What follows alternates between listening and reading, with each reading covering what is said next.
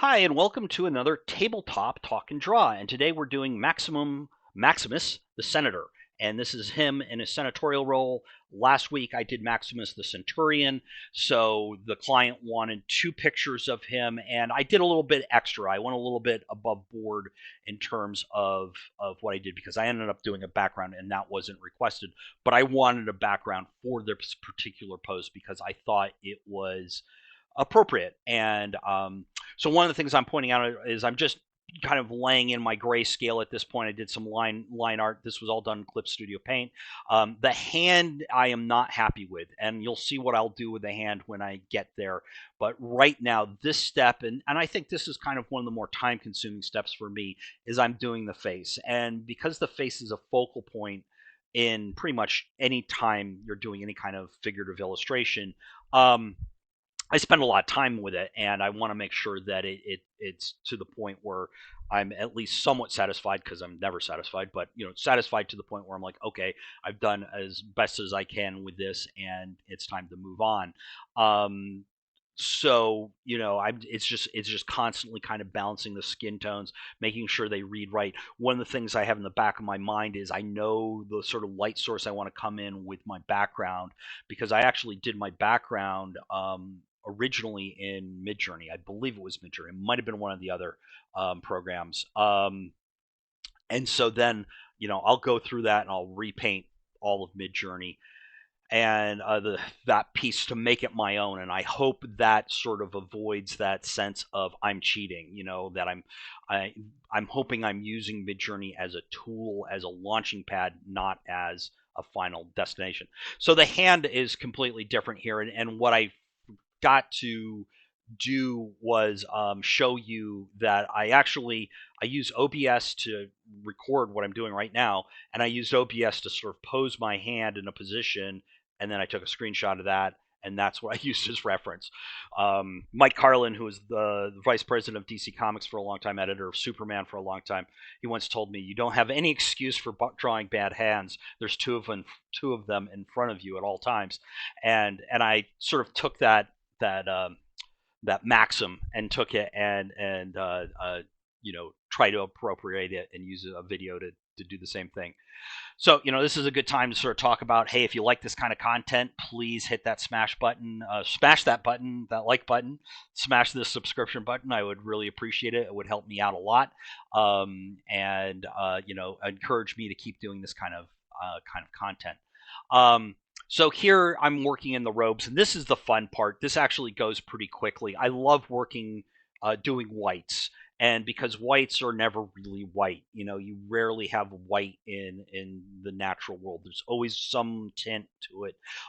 Is it a really really really light yellow, really really really light blue, or really really really light purple? So because I had that gradation going up, and I want the figure to get darker as it goes down, his body towards his toes, I have to figure out a way of making those whites read, to read correctly.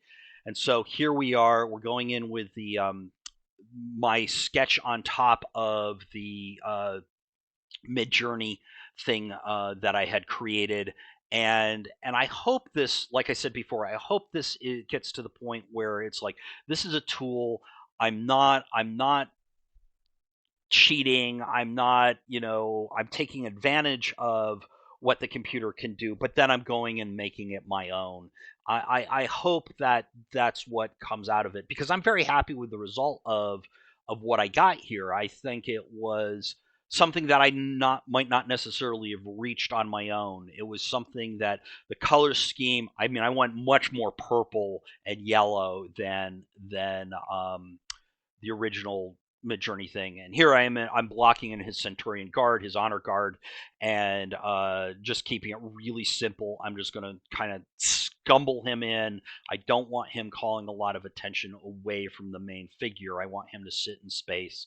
And I even adjust his size down a little bit at one point, and I think that's coming up here in a few seconds. And then I actually go and I keep lightening and putting more of that sort of yellow glow on him to push him back. See, I made him a little shorter. I moved Maximus over a little bit, and see, there is the adjustment, the tonal adjustment, to really kind of keep him back there in space. He's just a design element. He's not. I don't want to call a lot of attention away from Maximus. So here's the final product. The client was happy with this. I was relatively happy with it. Let me know what you think. Do you think that me using Midjourney was a cheat, or was this something that I made it my own and it's interesting, and it saved me a tremendous amount of time, and that it's okay. I don't know where I fall on this debate. I'm not happy about AI. I mean, I have lost work to it. To be completely honest, it has been very painful to watch what's going on. But at the same time, it's either get on the train or get on the tracks. And this is me sort of trying to get on the train, and by making it my own, I avoid that copyright issue. That I know there was just a recent mandate sent down from one of the courts saying that AI stuff cannot be copyrighted, which makes Hollywood very nervous. It should make everyone very nervous, because then anybody can come along and use it, i.e., steal it. From their perspective, corporate America's perspective. So, anyways, that was a little long-winded. I apologize. I hope you enjoyed this. Keep me, keep me in mind for next time, and anyways, I'll try to get out of this segment somehow, and by saying, keep on keeping on. Thank you.